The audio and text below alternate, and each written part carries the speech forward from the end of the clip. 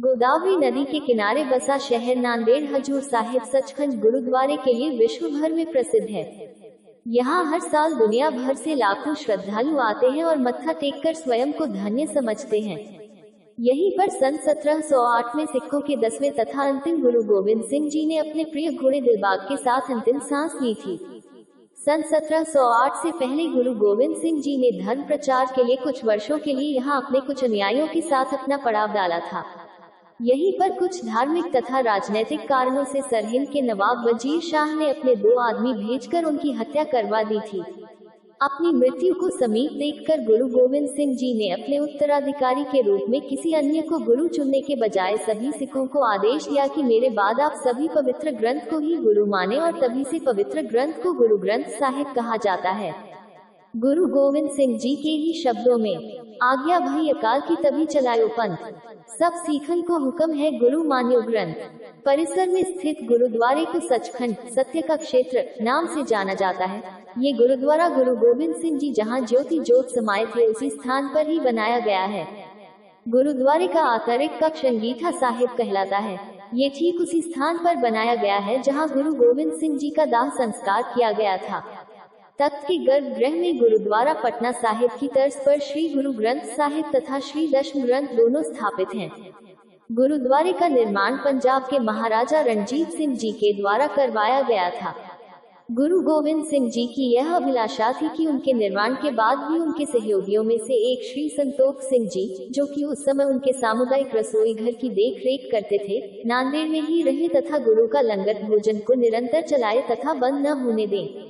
गुरु की इच्छा के अनुसार भाई संतोख सिंह जी के अलावा अन्य अनुयायी चाहे तो वापस पंजाब जा सकते हैं, लेकिन अपने गुरु के प्रेम से आसक्त उन अनुयायियों ने भी वापस नांदेड़ आकर यहीं रहने का निर्णय लिया। गुरु की इच्छा के अनुसार यहाँ साल भर लंगर चलता है।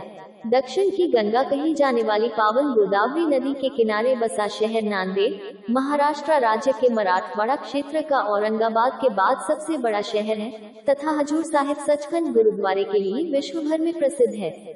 यहीं पर सन 1708 में सिखों के 10वें तथा अंतिम गुरु गोविंद सिंह जी ने अपने प्रिय घोड़े दिलबाग के साथ अंतिम सांस ली थी। सन 1708 से पहले गुरु गोविंद सिंह जी ने धर्म प्रचार के लिए कुछ वर्षों के लिए यहाँ अपने कुछ अनुयायियों के साथ अपना पड़ाव डाला था, लेकिन यहीं पर कुछ धार्मिक तथा राजनीतिक कारणों से सरहिंद के नवाब वजीर शाह ने अपने 2 आदमी भेजकर उनकी हत्या करवा दी थी। अपनी मृत्यु को समीप देखकर गुरु गोविंद सिंह जी ने अपने उत्तराधिकारी के रूप में किसी अन्य को गुरु चुनने के बजाय सभी सिखों को आदेश दिया कि मेरे बाद आप सभी पवित्र ग्रंथ को ही गुरु माने, और तभी से पवित्र ग्रंथ को गुरु ग्रंथ साहिब कहा जाता है। गुरु गोविंद सिंह जी के ही शब्दों में, आज्ञा भई अकाल की तभी चलायो पंथ, सब सीखन को हुक्म है गुरु मान्यो ग्रंथ। शहर का परंपरागत सिख नाम है अबचल नगर। अविचल यानी न हिलने वाला, स्थिर यानी शहर जिसे कभी विचलित नहीं किया जा सकता। ये गुरुद्वारा सिख धर्म के 5 पवित्र तख्तों पवित्र सिंहासन में से एक है। अन्य 4 तख्त इस प्रकार हैं: 1. श्री अकाल तख्त अमृतसर पंजाब, 2. श्री केशरगढ़ साहिब आनंदपुर पंजाब, 3. श्री दमदमा साहिब तलवंडी पंजाब, 4. श्री पटना साहिब पटना बिहार। परिसर में स्थित गुरुद्वारे को सचखंड सत्य का क्षेत्र नाम से जाना जाता है। ये गुरुद्वारा गुरु गोविंद सिंह जी की मृत्यु के स्थान पर ही बनाया गया है। गुरुद्वारे का आंतरिक कक्षा अंगीठा साहिब कहलाता है तथा ठीक उसी स्थान पर बनाया गया है जहां सन 1708 में गुरु गोविंद सिंह जी का दाह संस्कार किया गया था। तख्त के गर्भगृह में गुरुद्वारा पटना साहिब की तर्ज पर श्री गुरु ग्रंथ साहिब तथा श्री दशम ग्रंथ दोनों स्थापित हैं। गुरुद्वारे का निर्माण सन 1832 से 1837 के बीच पंजाब के महाराजा रणजीत सिंह जी के द्वारा